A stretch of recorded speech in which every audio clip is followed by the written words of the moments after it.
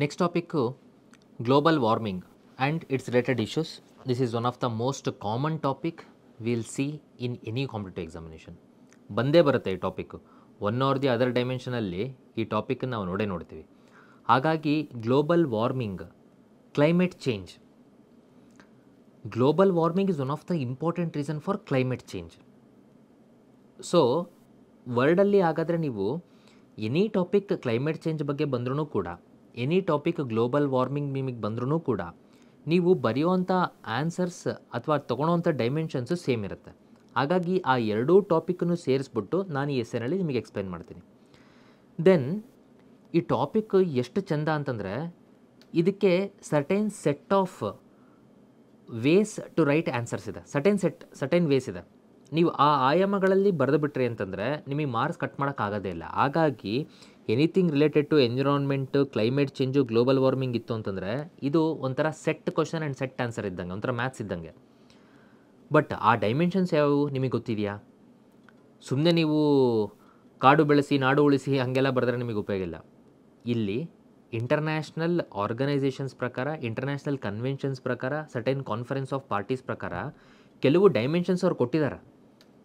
ನಾವು climate change ಆದರೆ, global warming ಅಂದರೆ ಹೆಂಗೆ ಅದನ್ನು ಚೇಂಜಸ್ ಮಾಡಬೇಕು, ಹೆಂಗೆ ಅದನ್ನು ನಾವು ಕಂಟ್ರೋಲ್ ಮಾಡಬೇಕು, ಕಂಟ್ರೋಲ್ ಮಾಡೋದಕ್ಕೆ ಯಾವ್ಯಾವ ಆಯಾಮಗಳಲ್ಲಿ ನಾವು ಯೋಚನೆ ಮಾಡಬೇಕು, ಯಾವ ಕಾರಣದಿಂದ ಆಗುತ್ತೆ ಅನ್ನೋದಕ್ಕೆ ಡೈಮೆನ್ಷನ್ಸ್ ಇದೆ. ನೀವು ಸೀದಾ ಆ ಡೈಮೆನ್ಷನ್ಸ್ ನೀವು ಬರ್ಕೊತಾ ಹೋಗ್ಬಿಟ್ರಿ ಅಂತಂದರೆ ಇದಕ್ಕೆ one of the highest marks ಸಿಗುತ್ತೆ. ನಿಮಗೆ ಮಾರ್ಕ್ಸ್ ಕಟ್ ಮಾಡೋಕ್ಕೆ ಸಾಧ್ಯನೇ ಇಲ್ಲ. ಯಾಕಂದರೆ ಅದಕ್ಕೆ ಆ ಹೈಯೆಸ್ಟ್ ಮಾರ್ಕ್ಸ್ ಬರೋದಕ್ಕೆ ಏನು ಬೇಕೋ ಅದನ್ನು ನಾನು ವರ್ಕ್ ಮಾಡಿದ್ದೀನಿ.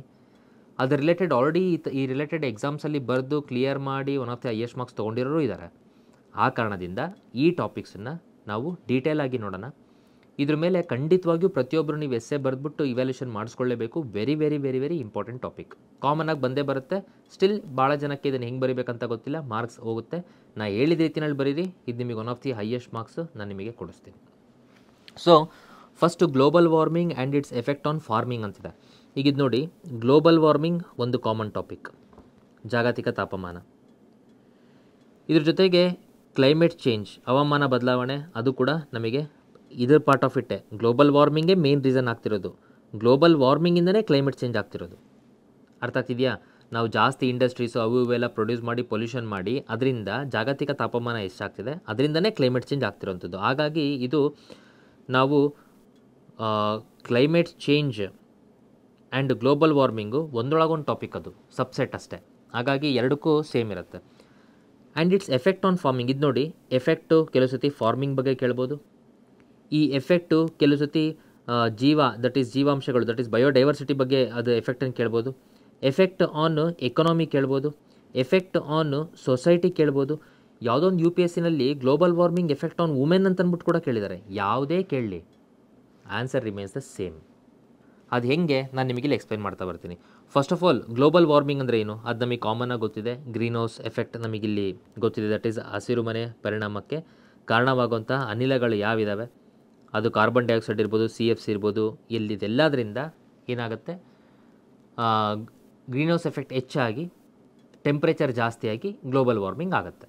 ಸೊ ಇದು ನಮಗೆ ಗ್ಲೋಬಲ್ ವಾರ್ಮಿಂಗ್ ಅಂದರೆ ಏನಂತ ಗೊತ್ತಿದೆ. ಒಂದಿಷ್ಟು course global warming is not a prediction, it is happening ಇರ್ಬೋದು. ಆಮೇಲೆ ಜನರಲ್ ಆಗಿ ಗಾಂಧೀಜಿದು earth provides enough to for everyone's needs, not for greed ಇರ್ಬೋದು. ಅಥವಾ global warming is today's global warning. Global warming is global warning, ಈ course ಇರ್ಬೋದು. ಇವೆಲ್ಲವೂ ಕೂಡ ಗ್ಲೋಬಲ್ ವಾರ್ಮಿಂಗ್ ಬಗ್ಗೆ ಇರುವಂಥದ್ದು.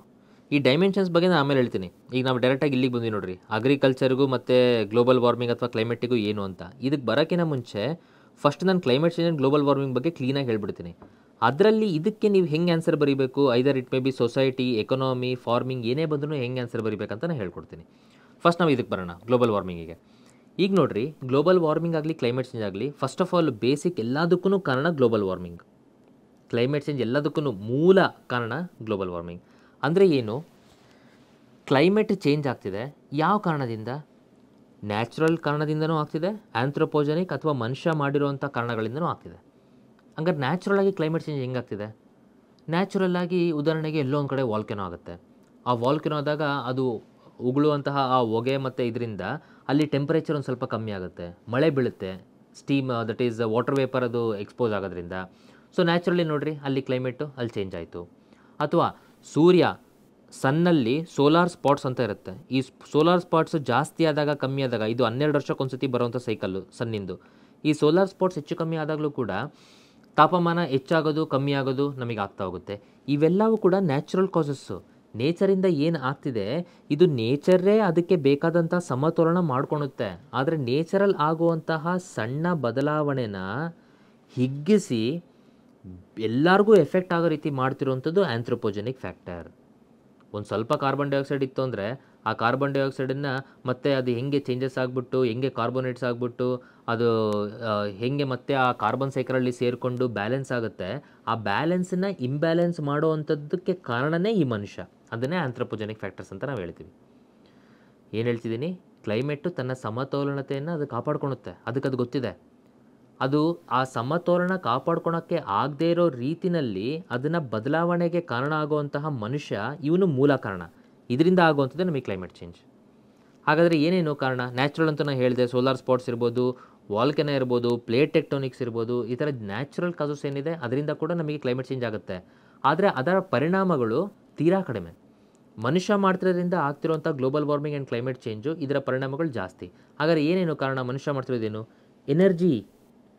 ಎನರ್ಜಿ ಪ್ರೊಡ್ಯೂಸ್ ಮಾಡೋದಕ್ಕೋಸ್ಕರ ಕೋಲ್ ತೊಗೊಂಡು ಬರ್ನ್ ಮಾಡೋದಾಗಲಿ, ಎಲೆಕ್ಟ್ರಿಸಿಟಿ ಪ್ರೊಡ್ಯೂಸ್ ಮಾಡೋದಾಗಲಿ, ಎನರ್ಜಿ. Then transport. ಇವೆರಡರಿಂದ ಹೈಯೆಸ್ಟ್ ಆತ ಪೊಲ್ಯೂಷನ್ ಕಾರ್ಬನ್ ಡೈಆಕ್ಸೈಡ್ ಮಾಡ್ತಿದ್ದಾನೆ. ಅದರಿಂದ ನಮಗೇನಾಗ್ತಿದೆ? ಗ್ಲೋಬಲ್ ವಾರ್ಮಿಂಗ್ ಆಗ್ತಿದೆ. ಅದರಿಂದ ನಮಗೇನಾಗ್ತಿದೆ? ಕ್ಲೈಮೇಟ್ ಚೇಂಜ್ ಆಗ್ತಿದೆ.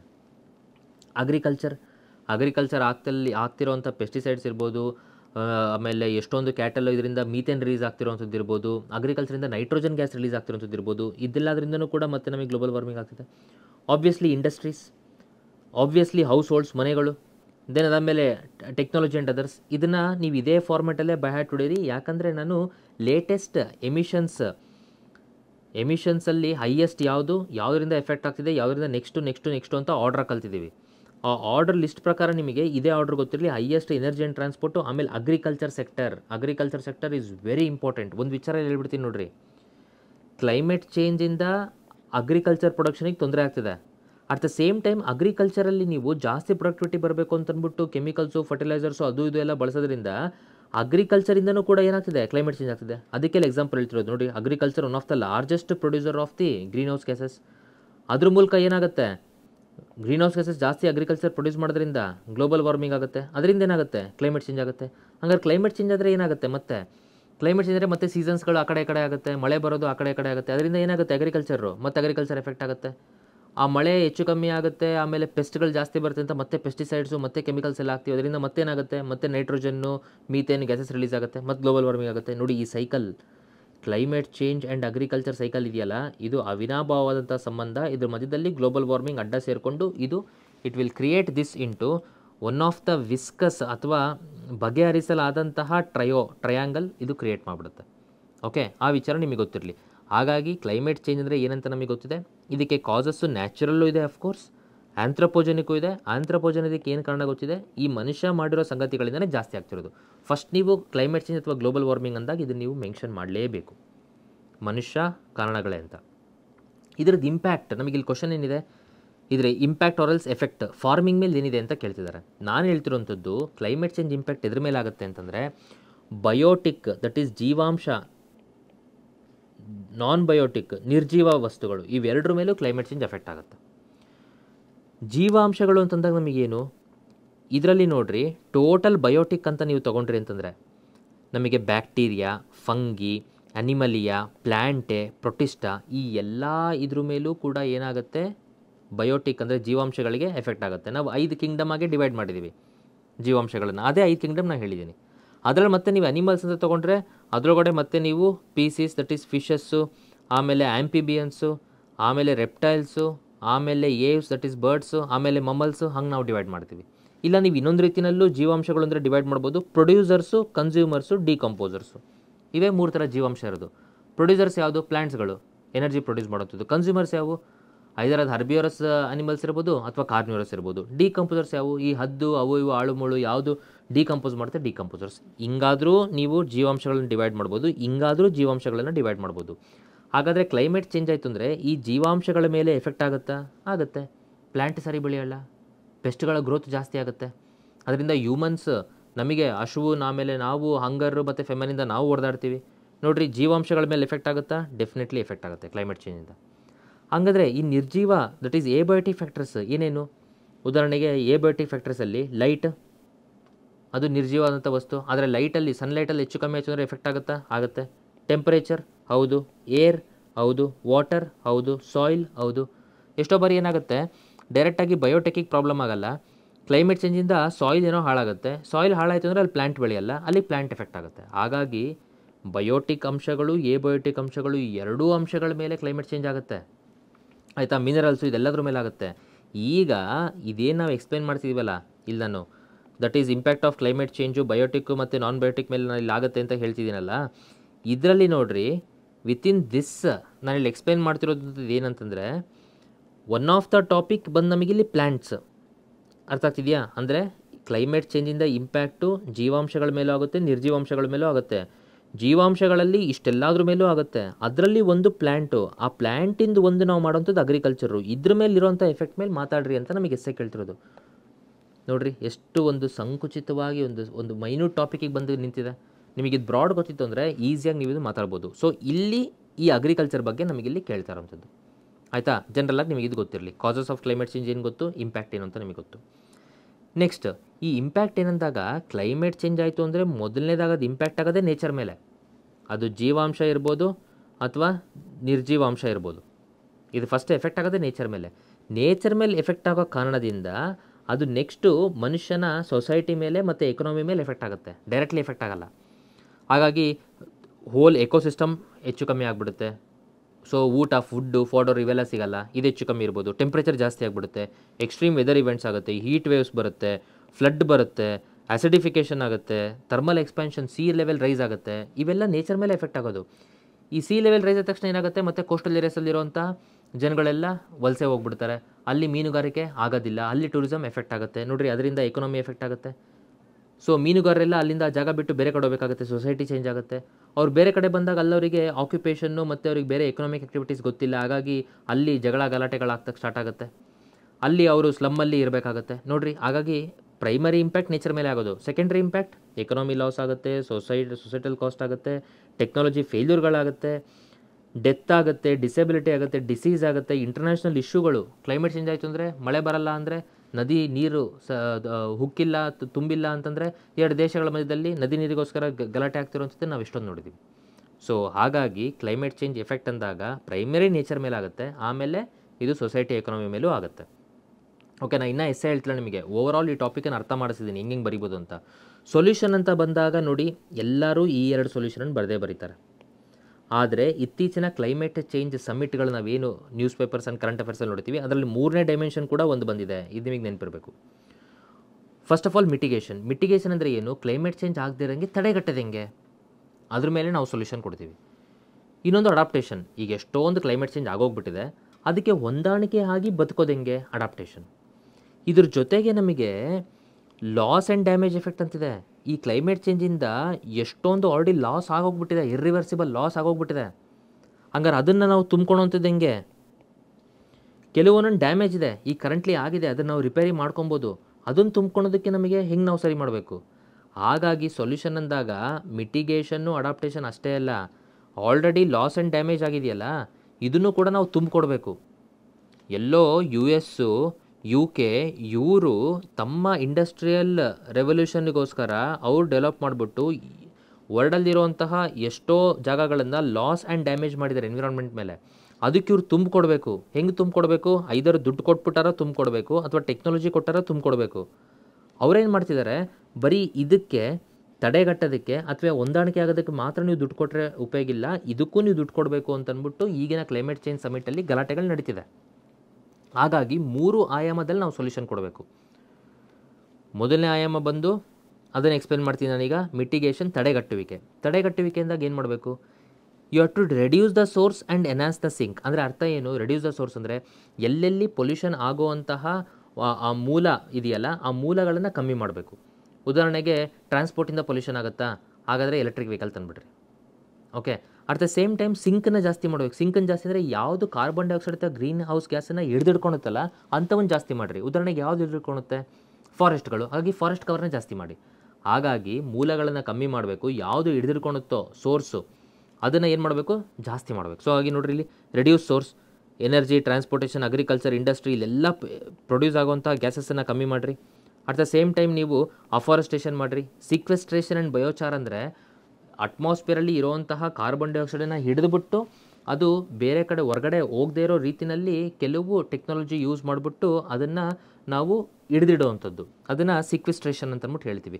ಸೊ ಈ ಆಯಾಮಗಳಲ್ಲಿ ನಾವು ಏನು ಮಾಡ್ಬೋದು, ತಡೆಗಟ್ಟಬೋದು. ಕೆಲವೊಂದನ್ನು ನಾವು ತಡೆಗಟ್ಟಕ್ಕಾಗಲ್ಲ. ಅಂಥದ್ರಲ್ಲಿ ನಾವು ಏನು ಮಾಡಬೇಕು, ಹೊಂದಾಣಿಕೆ, ದಟ್ ಈಸ್ ಅಡಾಪ್ಟೇಷನ್ ಮಾಡಬೇಕು. ಹೆಂಗೆ, ರಿಡ್ಯೂಸ್ ವಲ್ನರಬಿಲಿಟಿ. ಈಗ ಉದಾಹರಣೆಗೆ ಹೆಂಗೆ ನೀವು ಅದನ್ನು ಅಡಾಪ್ಟ್ ಮಾಡ್ತೀರಾ? ಕ್ಲೈಮೇಟ್ ಚೇಂಜ್, ಗ್ಲೋಬಲ್ ವಾರ್ಮಿಂಗ್ ಆಗಿದೆ, ಕ್ಲೈಮೇಟ್ ಚೇಂಜ್ ಆಗಿದೆ, ಸಮುದ್ರಗಳು ಉಕ್ತಾ ಇದೆ. ಸಮುದ್ರಗಳು ಉಕ್ಕಿದೆ ಅಂದಾಗ ಈಗ ನಾವು ಅದಕ್ಕೆ ಅಡಾಪ್ಟ್ ಆಗಲೇಬೇಕು. ಹಾಗಾಗಿ ಏನು ಮಾಡಿರಿ, ಏನೇನು ಡೆವಲಪ್ಮೆಂಟ್ ಝೋನ್ ಇರುತ್ತೆ, ಕೋಸ್ಟಲ್ ಹತ್ರ ಇರುತ್ತಲ್ಲ, ಅದನ್ನು ಒಂದು ಸ್ವಲ್ಪ ಹಿಂದೆ ಹೇಳ್ಕೊಂಬನ್ರಿ. ಈ ಫಿಷರ್ಮೆನ್ ಕಮ್ಯುನಿಟೀಸ್ ಏನಿದೆ ಅವರಿಗೆ ಇಲ್ಲಿ ಆಬ್ವಿಯಸ್ಲಿ ಅವರ ಅಂಚಿನಲ್ಲಿ ಮಾಡ್ಕೊಂಡಿರುವಂಥ ಮನೆಗಳು ಬೀಳೋದ್ರಿಂದ ಅವರನ್ನು ಸ್ವಲ್ಪ ಹಿಂದೆ ತಂದುಬಿಟ್ಟು ಗೌರ್ಮೆಂಟ್ ಸಪೋರ್ಟ್ ಕೊಟ್ಬಿಟ್ಟು ಅಲ್ಲಿ ಮನೆಗಳನ್ನು ಕನ್ಸ್ಟ್ರಕ್ಟ್ ಮಾಡಿರಿ. ಹಿಂಗೆ ನಾವು ಅಡಾಪ್ಟ್ ಮಾಡ್ಕೊಳ್ಳೇಬೇಕು. ಸೊ ಹಾಗಾಗಿ ವಲ್ನರಬಿಲಿಟಿ ಏನಿದೆ ಅದನ್ನು ನೀವು ಅದನ್ನು ಆ ವಲ್ನರಬಲ್ ಪೀಪಲ್ ಯಾರಿದ್ದಾರೆ ಅವ್ರನ್ನ ನೀವು ಸುರಕ್ಷಿತವಾಗಿ ನೀವೊಂದು ಪ್ರದೇಶಕ್ಕೆ ಅವ್ರನ್ನ ಸಂರಕ್ಷಣೆ ಮಾಡಬೇಕು. ದೆನ್ ಎನ್ಹಾನ್ಸ್ ರಿಸೈಲಿಯನ್ಸ್ ಅಂದರೆ ಅರ್ಥ ಏನು? ಅವರು ಈ ಒಂದು ಕ್ಲೈಮೇಟ್ ಚೇಂಜ್ ಎಫೆಕ್ಟಿಂದ ಡಿಸಾಸ್ಟರ್ ಆಯಿತು ಅಂದರೆ ಅದನ್ನು ಮೆಟ್ಟಿ ನಿಲ್ಲಿ ಮತ್ತು ವಾಪಸ್ಸು ತಮ್ಮ ದಿನನಿತ್ಯದ ಜನಜೀವನಕ್ಕೆ ಬರೋ ರೀತಿ ಅವ್ರನ್ನ ಎಂಪವರ್ ಮಾಡಬೇಕು. ಇದು ನಾವು ಏನು ಹೇಳ್ತೀವಿ, ಅಡಾಪ್ಟೇಷನ್ ಹೇಳ್ತೀವಿ. ಬಟ್ ನಮಗೆ ಎಸ್ಸೆನಲ್ಲಿ ಇಷ್ಟೊಂದು ಕಂಟೆಂಟ್ ನಮಗೆ ಬರೆಯೋದಕ್ಕಾಗಲ್ಲ ಅಂದರೆ ಅಟ್ಲೀಸ್ಟ್ ಸೊಲ್ಯೂಷನಲ್ಲಿ ನಾವು ತಡೆಗಟ್ಟುವಿಕೆ ಅದಕ್ಕೇನೇನು ಮಾಡಬೇಕು, ದೆನ್ ಅದಕ್ಕೆ ಹೊಂದಾಣಿಕೆ ಆಗಿ ನಾವು ಅದನ್ನು ಹೆಂಗೆ ಬಳಸ್ಕೊಬೇಕು ಅದು. ಸೊ ಹೊಂದಾಣಿಕೆ ಆಗೋದಕ್ಕೆ ನಾವು climate smart agriculture, climate smart technologies. ಈಗ ಮಳೆ ಬರ್ತಿಲ್ಲ ಅಂದರೆ ಬೆಳೆ ಬೆಳೆಯಲ್ಲ. ಅಂಥ ಟೈಮಲ್ಲಿ ಮೋಡ ಬಿತ್ತನೆ ಮಾಡ್ತಿಲ್ವಾ, ಅದೆಲ್ಲ ನೋಡಿರಿ ಇದರಲ್ಲೇ ಬರುತ್ತೆ, ಮೋಡ ಬಿತ್ತನೆ ಮಾಡುವಂಥದ್ದೆಲ್ಲ. ಹಾಗಾಗಿ ಈ ಮೇಜರ್ ಡೈಮೆನ್ಷನ್ಸ್ ಗೊತ್ತಿರಬೇಕು. ಅದು ಬಿಟ್ಟು ಇವತ್ತೊಂದು ದಿನದಲ್ಲ, ಯಾವಾಗಿಂದನೋ ಕ್ಲೈಮೇಟ್ ಚೇಂಜ್ ಆಗಿ ಎಷ್ಟೊಂದು ಹೋಗ್ಬಿಟ್ಟಿದೆ ಆಲ್ರೆಡಿ. ಈ ಹೋಗಿರೋವಂಥದ್ದಕ್ಕೆ ನೀವು ಯಾರು ಕಾರಣದಾತರಿದ್ದೀರಲ್ಲ, ಡೆವಲಪ್ಡ್ ಕಂಟ್ರೀಸು, ನೀವು ನಮಗೆ ಫಂಡ್ ಮತ್ತು ಟೆಕ್ನಾಲಜಿನ ಕೂಡ ಕೊಡಬೇಕು. ಅರ್ಥ ಆಗ್ತಿದೆಯಾ? ಇದು ನಮಗೆ ಸೊಲ್ಯೂಷನ್ಸು. ಸೊ ಇಷ್ಟು ವಿಚಾರಗಳನ್ನು ಹೇಳ್ತಾ ಈಗ ನಾವು ವಾಪಸ್ ಎಸ್ಸೆಗೆ ಬಂದ್ವಿ ಅಂತಂದರೆ, ಗ್ಲೋಬಲ್ ವಾರ್ಮಿಂಗ್ ಅಥವಾ ಕ್ಲೈಮೇಟ್ ಚೇಂಜ್ ಅಂದರೆ ಏನಂತ ಗೊತ್ತು, ಅದಕ್ಕೆ ಕಾರಣ ಏನಂತ ಗೊತ್ತು, ಅದು ಎಫೆಕ್ಟ್ ಯಾವುದ್ರ ಮೇಲೆ ಮಾಡುತ್ತೆ ಅಂತ ಗೊತ್ತು. ಈ ಎಫೆಕ್ಟಲ್ಲಿ ಒನ್ ಆಫ್ ದ ಮುಖ್ಯ ಎಫೆಕ್ಟು ಅದು ಆಗುವಂಥದ್ದು ಫಾರ್ಮಿಂಗ್ ಮೇಲೆ ಅಂತ ಗೊತ್ತು. ಹಾಗಾದರೆ ಫಾರ್ಮಿಂಗ್ ಮೇಲೆ ಆಗ್ತಿರೋಂಥ ಎಫೆಕ್ಟನ್ನ ನಾವು ಹೆಂಗೆ ತಡಿಬೇಕು ಅಂದಾಗ ನಾವು ಅದನ್ನು ಮಿಟಿಗೇಷನ್ ಮಾಡ್ತೀವಿ, ದೆನ್ ಅದನ್ನು ಅಡಾಪ್ಟೇಷನ್ ಮಾಡ್ತೀವಿ. ದೆನ್ ಅದಕ್ಕೋಸ್ಕರ ಎಷ್ಟೋ ಫಾರ್ಮಿಂಗಲ್ಲಿ ಎಷ್ಟೋ ತಳಿಗಳು, ಎಷ್ಟೋ ವೆರೈಟಿ ಆಫ್ ರೈಸ್ ಹಾಳಾಗೋಗಿದೆ. ಹಾಗಾಗಿ ಅದಕ್ಕೆ ನಾವು ಟೆಕ್ನಾಲಜಿ ಮತ್ತು ಫಂಡನ್ನ ತೊಗೊಂಡ್ಬಿಟ್ಟು ಅದನ್ನು ಮತ್ತೆ ನಾವು ರೆಜ್ಯುನೇಟ್ ಮಾಡ್ಬೋದು ಅಂತ ಅಂದ್ಬಿಟ್ಟು ನೋಡ್ತೀವಿ. ಓಕೆ, ದೆನ್ ಅಗ್ರಿಕಲ್ಚರಿಂದ ಕ್ಲೈಮೇಟ್ ಚೇಂಜ್ ಆಗುತ್ತೆ, ಕ್ಲೈಮೇಟ್ ಚೇಂಜಿಂದ ಅಗ್ರಿಕಲ್ಚರ್ ಆಗುತ್ತೆ. ಇದನ್ನು ತಡೆಗಟ್ಟಬೇಕು. ಇದನ್ನು ತಡೆಗಟ್ಟೋದಕ್ಕೆ ನಾವು ಯಾವ್ಯಾವ ರೀತಿ ಅಗ್ರಿಕಲ್ಚರ್ ಮಾಡಬೇಕು ಅಂದಾಗ ಮತ್ತೆ ನಾನು ನಿಮಗೆ ಒಂದಿಷ್ಟು ಕಂಟೆಂಟ್ ಕೊಟ್ಟಿದ್ದೀನಿ, ಇಲ್ಲಿ ನೋಟ್ಸಲ್ಲಿ ಕೊಟ್ಟಿದ್ದೀನಿ ನೋಡಿರಿ. Global warming effect on agriculture ಇದೆಲ್ಲ ಓಕೆ. ಇದು ಸಿನಾರಿಯೋ ಒಂದಿಷ್ಟು ರಿಪೋರ್ಟ್ಸ್ ಕೊಟ್ಟಿದ್ದೀವಿ. ಎಷ್ಟು ಪರ್ಸೆಂಟು, 7% ಇಂಡಿಯಾ ಕಾಂಟ್ರಿಬ್ಯೂಟ್ ಮಾಡ್ತು ಅಂದರೆ ಗ್ರೀನ್ ಹೌಸ್ ಗ್ಯಾಸ್ ಎಮಿಷನ್ನಿಗೆ, ಅದರಲ್ಲಿ 18% ಅಗ್ರಿಕಲ್ಚರೇ ಕಾಂಟ್ರಿಬ್ಯೂಟ್ ಮಾಡುತ್ತೆ. ಚಾಲೆಂಜಸ್ ಏನು, ಜನಕ್ಕೆ ಕನ್ವಿನ್ಸ್ ಮಾಡೋದು ಕಷ್ಟ. ಈಗ ಪಂಜಾಬಲ್ಲಿ ನೀವು ಬರ್ನ್ ಮಾಡಬೇಡಿ, ಸ್ಟಬಲ್ ಬರ್ನಿಂಗ್ ಮಾಡಬೇಡಿ ಅಂದರೆ ಕೇಳ್ತಿಲ್ಲ, ಏನಂದರೂ ಮತ್ತೆ ಬೆಂಕಿ ಹಚ್ತಾರೆ ಅವರು. ಸೊ ಹಂಗಾಗಿ ಈ ರೀತಿ ಅವ್ರಿಗೆ ಕನ್ವಿನ್ಸ್ ಮಾಡಿ ಪರ್ಸೂ ಮಾಡೋದು ನಮಗೆ ಇಂಪಾರ್ಟೆಂಟು. ಏನೇನು ಮೆಜರ್ಸನ್ನು ನಾವು ತೊಗೊಬೇಕು ಅಂದಾಗ ನೋಡಿ, ಝೀರೋ ಬಜೆಟ್ ನ್ಯಾಚುರಲ್ ಫಾರ್ಮಿಂಗ್. ಜಾಸ್ತಿ ನೀವು ಅದನ್ನು ನೆಲನ ಹೂಳಿ ನೀವು ಅದನ್ನು ಬೀಜ ಬಿತ್ತೋದು ಈ ಥರ ಮಾಡಿದಾಗ ಆ ಮಣ್ಣಿನಲ್ಲಿ ಸೇರಿಕೊಂಡಿರೋಂಥ ಕಾರ್ಬನ್ ಡೈಆಕ್ಸೈಡ್ ಎವಾಪರೇಟ್ ಆಗಿ ಹೋಗಿ ಗ್ರೀನ್ ಹೌಸ್ ಗ್ಯಾಸ್ ಎಫೆಕ್ಟ್ ಆಗುತ್ತೆ. ಝೀರೋ ಬಜೆಟ್ ನ್ಯಾಚುರಲ್ ಫಾರ್ಮಿಂಗ್ ಮಾಡ್ಬೋದು. ಓಕೆ, ಆಮೇಲೆ ಇಲ್ಲಿ ನೋಡಿ, low external input sustainable agriculture. Extra fertilisers, pesticides ಎಲ್ಲ ಹಾಕಿ ಮಾಡೋದಕ್ಕಿಂತ ನ್ಯಾಚುರಲ್ ಫಾರ್ಮಿಂಗಿಗೆ ಜಾಸ್ತಿ ಇದು ಕೊಡಿ. ಇನ್ಪುಟ್ ಇಂಟೆನ್ಸಿವ್ ಮಾಡಬೇಡ್ರಿ, ಹೆಚ್ಚು ನೀರು ಇದನ್ನೆಲ್ಲ ಬಳಸಿ ವೇಸ್ಟೇಜ್ ಮಾಡೋ ಥರ ಮಾಡಬೇಡಿ. ಡ್ರಿಪ್ ಇರಿಗೇಷನ್ ಈ ಥರದ್ದೆಲ್ಲ ಬಳಸ್ಬಿಟ್ಟು ನೀವು ಇದನ್ನು ಮಾಡಿ, ಕೆಪಾಸಿಟಿ ಬಿಲ್ಡಿಂಗ್ ಮಾಡಿ. ಇದನ್ನ ಆಮೇಲೆ ಕೃಷಿ ವಿಜ್ಞಾನ ಕೇಂದ್ರಾಸ್ ಟೆಕ್ನಾಲಜಿನ ಫಾರ್ಮಿಗೆ ತೊಗೊಂಬನ್ನಿ. ಅದೇನು ಹೇಳ್ತಾರೆ, ಲ್ಯಾಬ್ ಟು ಲ್ಯಾಂಡ್ಸ್ ಅಂತ ಅಂದ್ಬಿಟ್ಟು ಹೇಳ್ತಾರೆ, ಲ್ಯಾಬ್ ಟು ಲ್ಯಾಂಡ್ಸ್. ಸೊ ಲ್ಯಾಬಲ್ಲಿ ನೀವು ಏನೋ ಕಂಡಿಡ್ತಿರ್ತೀರ, ಅದನ್ನು ನೀವು ಅಗ್ರಿಕಲ್ಚರ್ ಫೀಲ್ಡ್ ಲ್ಯಾಂಡ್ಸಿಗೆ ತಂದು ಅದನ್ನು ಇಂಪ್ಲಿಮೆಂಟ್ ಮಾಡೋದಕ್ಕೋಸ್ಕರ ಎಕ್ಸ್ಟೆನ್ಷನ್ ಸರ್ವಿಸಸ್ಗಳನ್ನು ನೀವು ಪ್ರೊವೈಡ್ ಮಾಡಿ. ಉದಾಹರಣೆಗೆ ಕಾಟನ್ ಫಾರ್ಮರ್ಸಿಗೆ ಮಹಾರಾಷ್ಟ್ರದ ಯವತ್ಮಾಳ್ ಡಿಸ್ಟ್ರಿಕ್ಟಲ್ಲಿ ಒಂದು ತುಂಬ ಒಳ್ಳೆ ಮೆಜರನ್ನು ತೊಗೊಂಡಿದ್ದಾರೆ with respect to this climate change. ಅಂದರೆ ಗ್ಲೋಬಲ್ ವಾರ್ಮಿಂಗ್ ಎಫೆಕ್ಟ್ ಆಗದೇ ಇರೋ ಥರ ಹೆಂಗೆ ಅಗ್ರಿಕಲ್ಚರ್ ಮಾಡಬೇಕಂತ. ಇವಿಷ್ಟು ನೀವು ವಿಚಾರಗಳನ್ನು ಇದರಲ್ಲಿ ಇನ್ಕ್ಲೂಡ್ ಮಾಡಿ ಆನ್ಸರ್ಗಳನ್ನು ಬರಿಬೋದು. ಸೊ ಯಾವುದೇ ಕೇಳಿದ್ರೂ ಕೂಡ ನಿಮ್ಮ ಪಾಠ ಸೇಮ್ ಇರುತ್ತೆ. ಆ ಟಾಪಿಕ್ಕಿಗೆ ಸಂಬಂಧಪಟ್ಟಂಗೆ ಒಂದಿಷ್ಟು ಎಕ್ಸಾಂಪಲ್ಗಳು, ಅದಕ್ಕೆ ಸಂಬಂಧಪಟ್ಟಂಥ ಒಂದಿಷ್ಟು ವಿಚಾರಗಳು, ಅದಕ್ಕೆ ಬೇಕಾದಂಥ ಕೆಲವು ಕರೆಂಟ್ ಅಫೇರ್ಸ್ಗಳು, ಝೀರೋ ಬಜೆಟ್ ನ್ಯಾಚುರಲ್ ಫಾರ್ಮಿಂಗ್ ಇರ್ಬೋದು, ಲ್ಯಾಬ್ ಟು ಲ್ಯಾಂಡ್ ಇರ್ಬೋದು, ಇದನ್ನು ಏನು ಹೇಳಿದೆ ಈ ಥರ ಇವನ್ನ ನೀವು ಆ್ಯಡ್ ಮಾಡ್ಕೊಂಡು ಬರೆದ್ರೆ ದೆನ್ ಇದು ಈ ಟಾಪಿಕ್ಕು ಎಲ್ಲದಕ್ಕೂ ಸೇಮ್ ಮಾಡ್ಬೋದು. ಹಾಗೆ ಕಂಕ್ಲೂಷನ್ ಏನು ಬರಿಬೋದು ನಾವು, ಅಗ್ರಿಕಲ್ಚರು ಜನಸಂಖ್ಯೆ ಜಾಸ್ತಿ ಆಗ್ತಿದೆ, ಪ್ರೊಡಕ್ಷನ್ ಅಂತೂ ನಮಗೆ ಜಾಸ್ತಿ ಆಗಲೇಬೇಕು. ಹಾಗಾಗಿ ಪ್ರೊಡಕ್ಟಿವಿಟಿ ಜಾಸ್ತಿ ಮಾಡಿರಿ, ಓಕೆ, ಪೊಲ್ಯೂಷನ್ ಜಾಸ್ತಿ ಮಾಡಿಬಿಡ್ರಿ. ಸೊ ಪೊಲ್ಯೂಷನ್ ಆಗದೇ ಇರೋದಂಗೆ ಪ್ರೊಡಕ್ಟಿವಿಟಿನ ಜಾಸ್ತಿ ಮಾಡಬೇಕು. ಅದನ್ನೇ ಇಲ್ಲಿ ಎಕಾಲಜಿಕಲ್ ಫುಟ್ ಪ್ರಿಂಟ್ ಅಂತ ಅಂದ್ಬಿಟ್ಟು ಹೇಳ್ತಾರೆ. ಅಂದರೆ ಪರಿಸರದಲ್ಲಿ ಕೃಷಿಯ ಹೆಜ್ಜೆ ಗುರುತನ್ನು, ಅದನ್ನು ಹೆಂಗೆ ಆ ಹೆಜ್ಜೆ ಗುರುತನ್ನು ಕಮ್ಮಿ ಮಾಡಬೇಕು, ಎಕಾಲಜಿಕಲ್ ಫುಟ್ ಪ್ರಿಂಟ್ ಹೆಂಗೆ ಕಮ್ಮಿ ಮಾಡಬೇಕು ಅನ್ನೋದನ್ನು ನೀವು ಗಮನ ಹರಿಸ್ಬಿಟ್ಟು ಮಾಡಿ. ಅದರ್ವೈಸ್ ಪ್ರೊಡಕ್ಷನ್ ಅಂತೂ ಜಾಸ್ತಿ ಆಗಲೇಬೇಕು. ಪೊಲ್ಯೂಷನ್ ಆಗಲಿಲ್ಲಂಗೆ ಪ್ರೊಡಕ್ಷನ್ ಹೆಂಗಾಗಬೇಕು? ಓಕೆ, ಅದಕ್ಕೋಸ್ಕರನೇ ಒಂದು ಟ್ರಯಾಂಗಲ್ ಹೇಳೋದು, we should always balance this. ಏನು? People, planet, profit. ಈ ಮೂರು ಯಾವಾಗಲೂ ಬ್ಯಾಲೆನ್ಸ್ ಇರಬೇಕು. ಪೀಪಲ್ ಜನಸಂಖ್ಯೆ, ಅದು ಪ್ಲ್ಯಾನೆಟ್ ಅಂದರೆ ಏನು? ನಾನು ಎಕಾಲಜಿ, ದಟ್ ಈಸ್ ಎನ್ವಿರಾನ್ಮೆಂಟ್ ಬಗ್ಗೆನೇ ಮಾತಾಡ್ತಿದ್ದೀನಿ. ಜನಸಂಖ್ಯೆ ಮತ್ತು ಪ್ಲ್ಯಾನೆಟ್ಟು ಬ್ಯಾಲೆನ್ಸ್ ಆಗಬೇಕು. ಪ್ಲ್ಯಾನೆಟ್ಟು ಮತ್ತು ಪ್ರಾಫಿಟ್ಟು ಬ್ಯಾಲೆನ್ಸ್ ಆಗಬೇಕು. ಪ್ರಾಫಿಟ್ ಇದೆ, ಚೆನ್ನಾಗಿದೆ ಅಂತ ಅಂದ್ಬಿಟ್ಟು ಎಲ್ಲ ನೀವು ಫಾರೆಸ್ಟನ್ನು, ವುಡ್ಡನ್ನು ಎಲ್ಲ ಕತ್ತರಿಸ್ಬಿಟ್ಟು ಪ್ರಾಫಿಟ್ ಮಾಡ್ಕೊತ ಹೋಗ್ಬಿಟ್ರೆ ದೆನ್ ಪ್ಲ್ಯಾನೆಟೇ ಉಳಿಯಲ್ಲ. ಪ್ಲ್ಯಾನೆಟ್ ಉಳಿಯೋದ್ರೆ ಪೀಪಲ್ ಉಳಿಯಲ್ಲ. ಪೀಪಲ್ ಪ್ರಾಫಿಟ್ ಕೂಡ ಇಲ್ಲಿ ನಮಗೆ ಎಥಿಕಲ್ ಆ್ಯಂಗಲಲ್ಲಿ ಇದು ನಮಗೆ ಜನ್ರೇಟ್ ಆಗಬೇಕು. So always balance this people, planet and profit. Then also ನಮಗೆ ಅವಾಗ ಏನಾಗುತ್ತೆ, ಒಂದು ಸಸ್ಟೈನಬಲ್ ಡೆವಲಪ್ಮೆಂಟ್ ನಾವು ಮಾಡ್ಬೋದು. ಸೊ ಈ ರೀತಿ ಡೈಲಾಗ್ಸನ್ನು ನೀವು ಹೊಡೆದ್ಬಿಟ್ಟು ಇನ್ನು ನಮಗೆ ಸಸ್ಟೈನಬಲ್ ಡೆವಲಪ್ಮೆಂಟ್ ಗೋಲ್ಸು 2030 ಅಷ್ಟೊತ್ತಿಗೆ ನಾವು ಎಷ್ಟು ಟಾರ್ಗೆಟ್ಗಳನ್ನು ಅಚೀವ್ ಮಾಡಬೇಕು, ಅದರಲ್ಲಿ ಎನ್ವಿರಾನ್ಮೆಂಟು ಒಂದು ಅವಿಭಾಜ್ಯವಾದಂತಹ ಅಂಗ, ಇವೆಲ್ಲಗಳನ್ನು ನೀವು ಅದನ್ನು ಕಂಕ್ಲೂಷನಲ್ಲಿ ಸೇರಿಸಿ ಆನ್ಸರ್ನ ಬರಿಬೋದು. But anything related to climate change, global warming ಏನೇ ಬಂದ್ರೂ ಇದೇ ಪಾತು.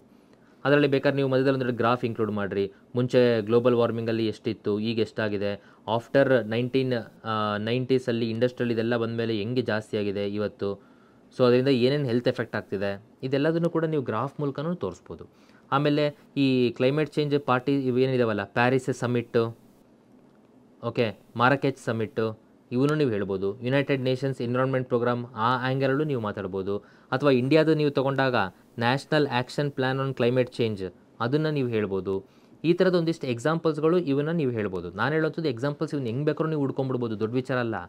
ಆನ್ಸರ್ ಒಂದು ಎಸ್ಸೇದು ಪಾತ್ ಹೆಂಗಿರಬೇಕು, ಫ್ಲೋ ಹೆಂಗಿರಬೇಕು ಅನ್ನೋದು ಕಲಿಸ್ತೇ ನನಗೆ ಇಂಪಾರ್ಟೆಂಟು. ಅದು ಬಿಟ್ಟರೆ ಆ ಫ್ಲೋವಲ್ಲಿ ನಿಮಗೆ ಬಂತು ಅಂದರೆ ಈ ಎಕ್ಸಾಂಪಲ್ಗಳೆಲ್ಲ ಒಂದಲ್ಲ ಒಂದು ನಿಮಗೆ ಎಕ್ಸಾಮಲ್ಲಿ ಉಳಿಯುತ್ತೆ, ಪ್ರಾಕ್ಟೀಸ್ ಮಾಡೋರಂತೂ ಸಖತ್ತಾಗಿ ಉಳಿಯುತ್ತೆ. ಆ ಫ್ಲೋ ಮೇನ್ ಹೈವೇ ನಿಮಗೆ ಸಿಕ್ತು ಅಂದರೆ you can able to do this. So ಅಷ್ಟು ಈ ವಿಚಾರ ನಿಮಗೆ ಗೊತ್ತಿರಲಿ. ನೆಕ್ಸ್ಟ್ ಟಾಪಿಕ್ ಒಂದಿಗೆ ಮತ್ತೆ ಭೇಟಿಯಾಗೋಣ.